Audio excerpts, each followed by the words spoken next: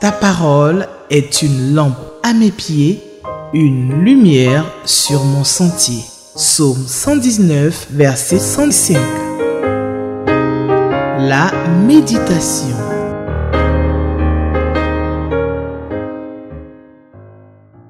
Shalom, chers frères et sœurs. Béni soit le Seigneur qui nous donne l'occasion de nous retrouver pour cette nouvelle année 2025. Et je veux bénir le Seigneur pour sa fidélité envers nous pendant toute l'année écoulée. Dieu a été là. Dieu nous a tenu compagnie. Dieu a tenu nos mains. Dieu a veillé sur chacune de nos vies. Et je voudrais donc profiter de cette occasion pour souhaiter à chacun de vous mes vœux les meilleurs pour cette nouvelle année 2025. Et la parole de Dieu dit que Dieu renouvelle ses bontés chaque matin pour nous. Et je crois que le Seigneur, fidèle à sa parole, le fera pour chaque jour de cette nouvelle année, dans chaque aspect de notre vie, dans chaque détail de notre vie. Et nous sommes confiants que le Seigneur nous accompagnera et il ne cessera de nous bénir et de nous donner la joie aussi bien individuellement que collectivement. Dieu se souviendra de nos familles, Dieu se souviendra de nos pays, Dieu se souviendra des différents continents sur lesquels nous nous trouvons et permettra que nous puissions encore vivre et le servir. Que Dieu veille sur chacun de vous, que Dieu veille sur chacun de nous et qu'il nous accorde ce qui est nécessaire, tout ce qui est nécessaire à notre plein épanouissement. Merci pour votre fidélité à cette émission. Merci d'être là pour ce temps d'écoute, ce temps de méditation de la parole de Dieu. Que cela fasse partie de nos habitudes, que nous restions fidèles à ce rendez-vous avec le Seigneur. Que ce soit chez vous à la maison, si vous avez un bout de temps au travail, prenez le temps de méditer et de prendre donc selon les indications du lecteur de la Bible, donc une portion de la Bible chaque jour que nous lisons et que nous méditons. Cela nourrit notre âme et cela nous permettra de marcher fidèlement sur le chemin que le Seigneur trace pour chacun de nous en attendant qu'il vienne nous chercher pour que nous soyons là où il est. Et ça, c'est notre espérance. Et je voudrais donc à présent vous inviter à la prière avant que nous puissions faire la lecture de notre texte du jour. Nous prions le Seigneur. Père Céleste, nous voulons te rendre toute la gloire. Nous voulons te magnifier, nous voulons t'exalter. Pour cette occasion que tu nous donnes d'être en vie, pour cette occasion que tu nous donnes de vivre cette nouvelle année. Seigneur, nous voulons te confier à présent ce temps de méditation de ta parole. Permets, Seigneur, que ce que nous allons entendre puisse rester gravé dans nos cœurs, que ta parole nous façonne, qu'elle nous transforme et que, Seigneur, nous puissions honorer ton nom dans tous les aspects de notre vie. Que la gloire, l'honneur et la majesté te reviennent parce que tu es là avec nous pour nous parler encore. Au nom de Jésus. Amen. Alors, notre texte du jour est tiré de l'Évangile selon Matthieu. Nous allons lire donc Matthieu chapitre 5, à partir donc du verset 27, et nous nous arrêterons au verset 37. Matthieu chapitre 5, verset 27 au verset 37. Je fais la lecture dans la version Louis II. Vous avez appris qu'il a été dit, tu ne commettras point d'adultère.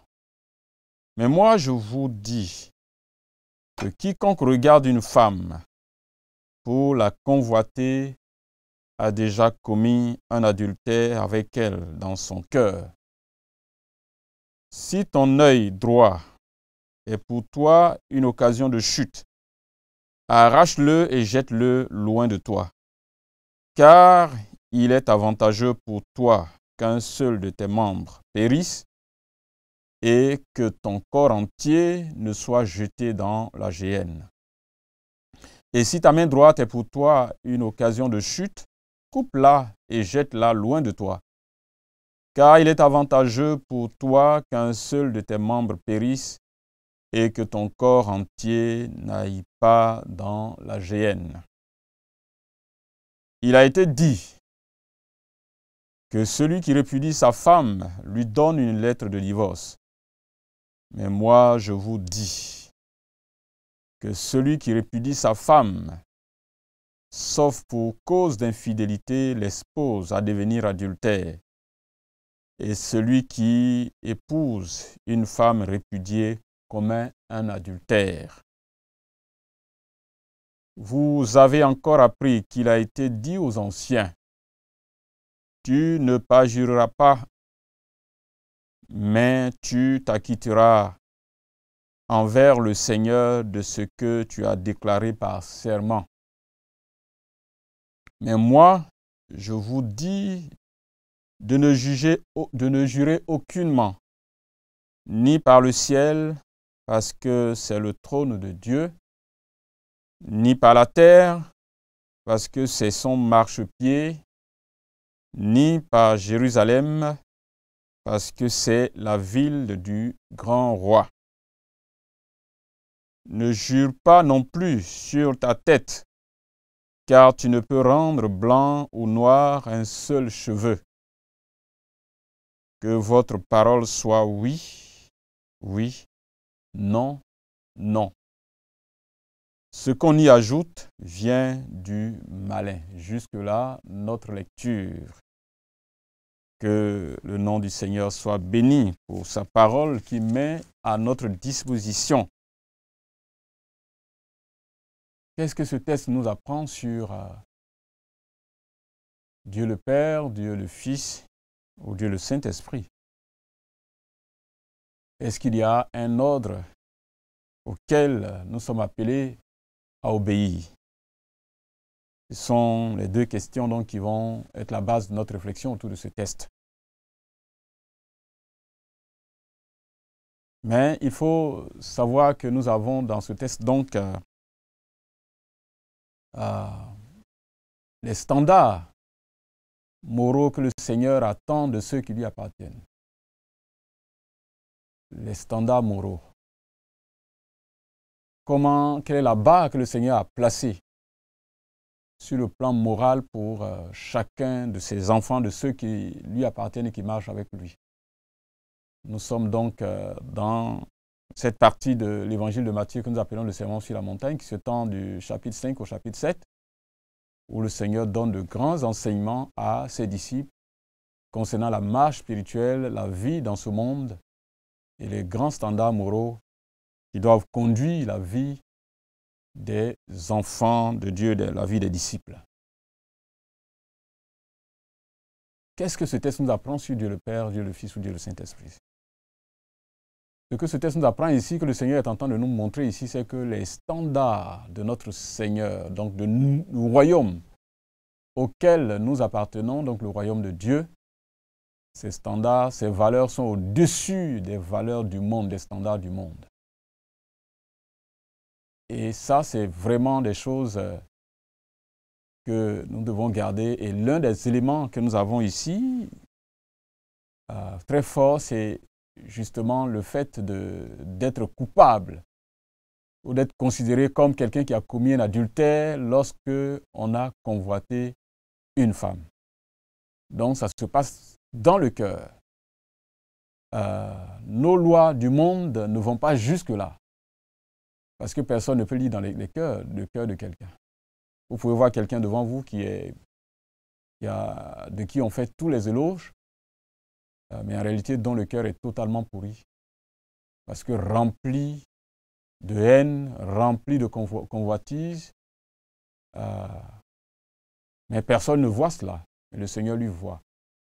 Donc les standards du Seigneur sont au-dessus des standards de ce monde. Les lois du Seigneur sont au-dessus des lois de ce monde. En réalité, si un enfant de Dieu obéit aux lois de Dieu, nous ne craignons même pas les lois du monde.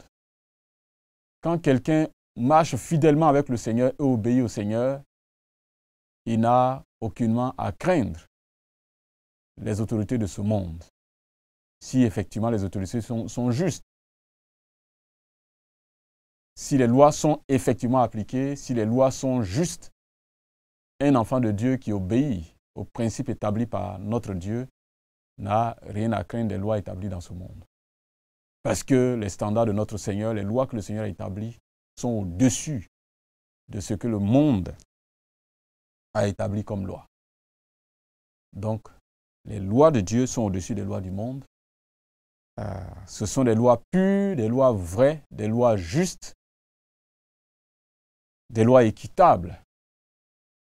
Et si nous obéissons aux lois du Seigneur, nous serons en réalité en paix avec le monde, en réalité, et nous n'avons rien à craindre de ce que le monde présente comme étant interdit, comme loi. Évidemment, si ces lois sont conformes aux lois du Seigneur. Ça, c'est quelque chose de fort que nous devons garder sur ce que Dieu est en train de relever, ou ce texte est en train de révéler, bien entendu, sur ce qu'est notre Dieu, la vision du monde, le regard de Dieu, les lois de Dieu, les principes de Dieu. Si nous y obéissons, on n'a rien à craindre de ce que le monde présente. En fait, il n'y a même pas de comparaison pour un enfant de Dieu, si nous obéissons. Quelquefois, on voit des chrétiens qui sont en train de se comparer à des païens. Moi, je ne suis plus ceci, moi, je ne fais plus ceci. Oui, mais en réalité, ce n'est pas à eux qu'on doit se comparer. Parce que leur vie n'obéit pas aux standards du Seigneur. Nos standards sont au-dessus. On devait en réalité nous comparer à d'autres enfants de Dieu qui obéissent aux mêmes règles. L'apôtre Paul disait à Timothée d'être un modèle pour tous les fidèles. Donc, parmi ceux qui marchent avec le Seigneur, c'est là que nous devons être des modèles. Parce que déjà, nous sommes au-dessus de ce que le monde présente si nous obéissons vraiment à la voix du Seigneur. Y a-t-il un ordre auquel obéir? Il y en a plusieurs d'ailleurs ici dans ce texte. Le premier va concerner justement la question de la convoitise de nos yeux. La convoitise qu'il y a dans nos cœurs.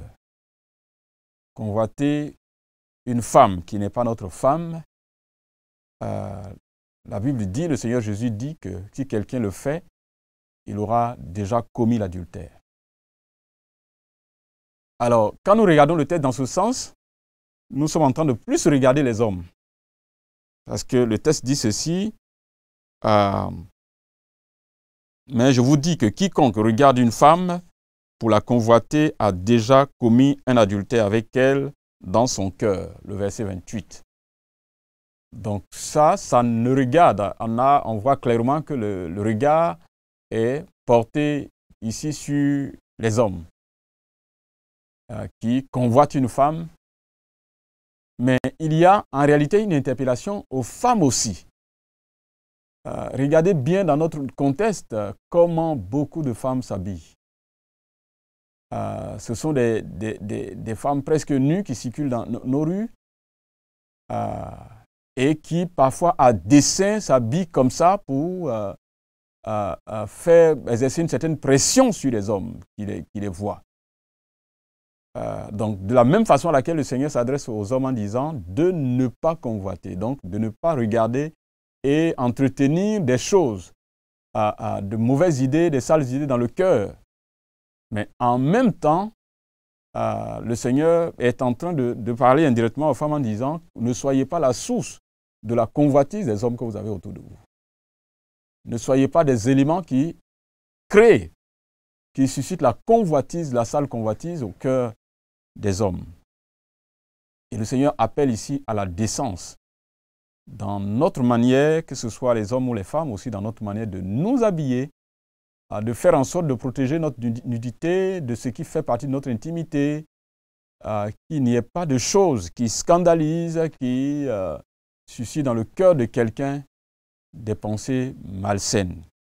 Des pensées malsaines. Donc, c'est une interpellation pour chacun de nous. Chers frères et sœurs, nous sommes dans un contexte mondain aujourd'hui où la pudeur a fui le camp et malheureusement, jusque dans nos églises, on a beaucoup de personnes des femmes ou des personnes dont la manière de s'habiller ne respecte pas du tout ce que la Bible nous enseigne au sujet de la pudeur.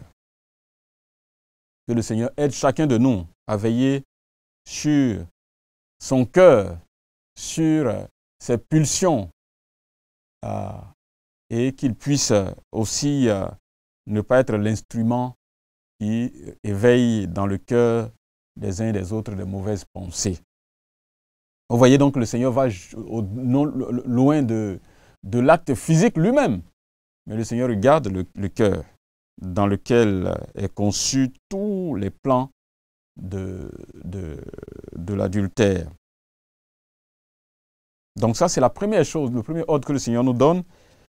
Et cela doit nécessiter, comme il le dit, si cela doit nécessiter qu'on se crève un œil ou qu'on se coupe un membre, cela va mieux valoir pour nous que d'aller dans la géhenne.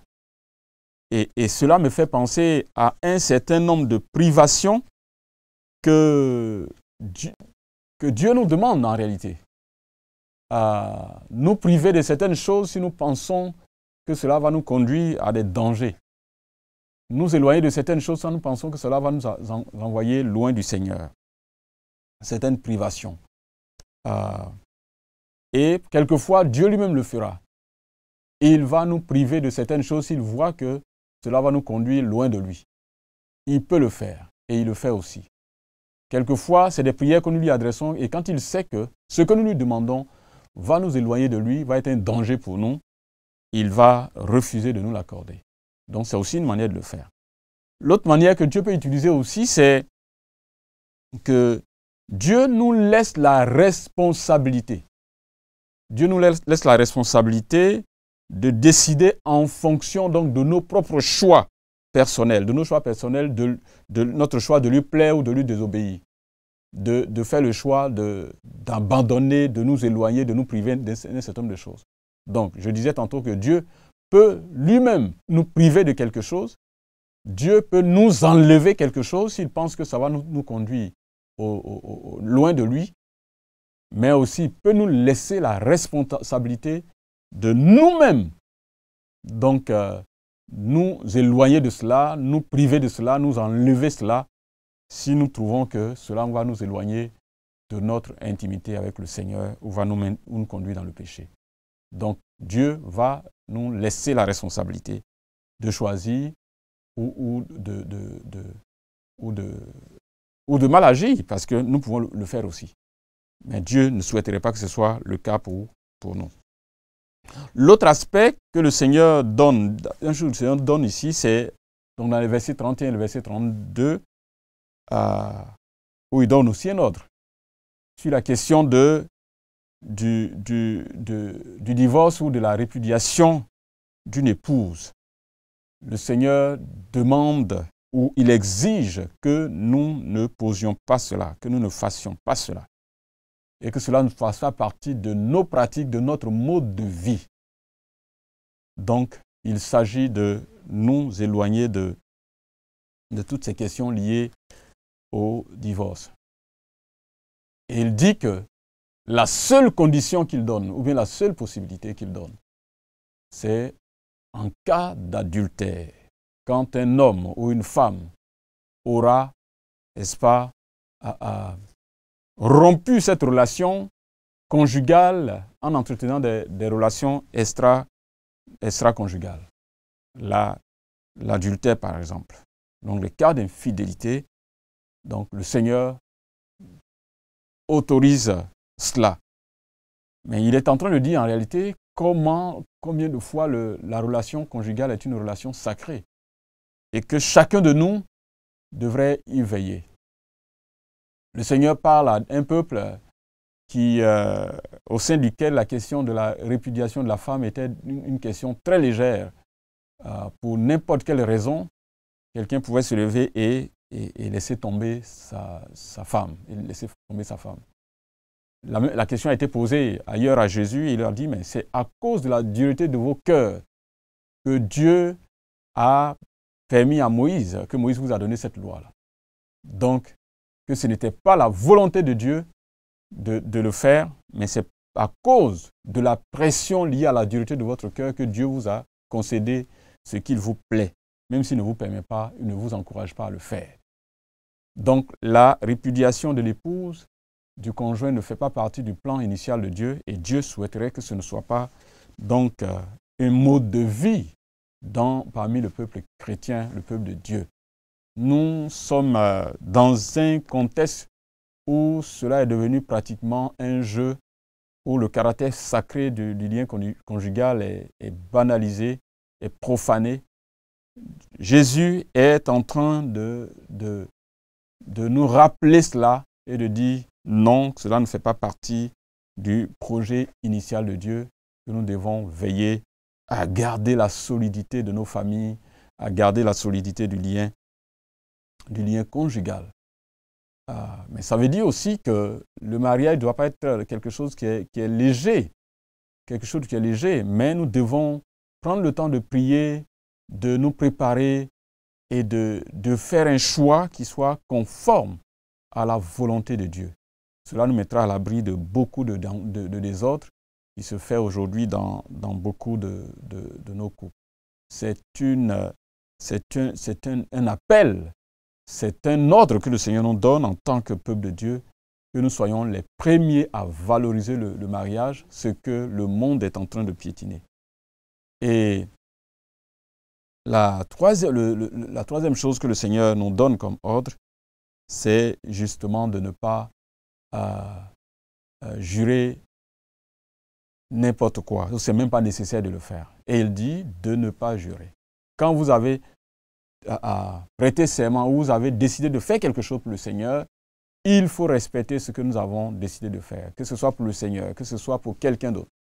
Il faut respecter ce que nous avons décidé de le faire. Et cela va transparaître, va être la marque de notre intégrité morale, le respect de la parole donnée. Notre oui suffit, notre non suffit. On n'a rien à y ajouter pour épater les gens, pour que les gens nous croient. Si les gens ne croient pas à notre oui, si les gens ne croient pas à notre non, c'est que nous ne sommes pas crédibles et nous devons plutôt travailler sur notre propre crédibilité que de vouloir jurer au nom de Dieu, jurer au nom de notre papa, jurer au nom de telle ville, jurer au nom de tel objet sacré. Non, nous ne devons pas le faire. Nous devons simplement prendre l'engagement de faire et respecter l'engagement que nous avons pris. Cela fait partie de la dignité, de la crédibilité d'un enfant de Dieu.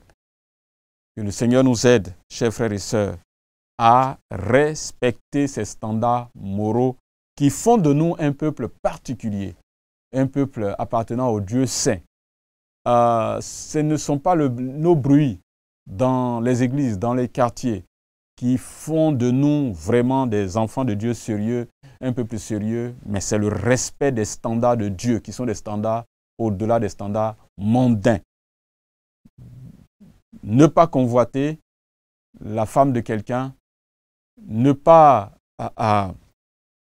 divorcer, rejeter sa femme comme juste un morceau de pain et en prendre une autre, ne pas prêter serment ou alors plutôt ne pas jurer parce que nous sentons en nous-mêmes que nous ne sommes pas en mesure de respecter l'engagement que nous avons pris. Si nous ne sommes pas prêts à respecter nos engagements, la parole de Dieu nous demande simplement de ne pas en prendre, mais que nous nous limitions à notre oui et à notre non pour notre propre dignité, notre crédibilité.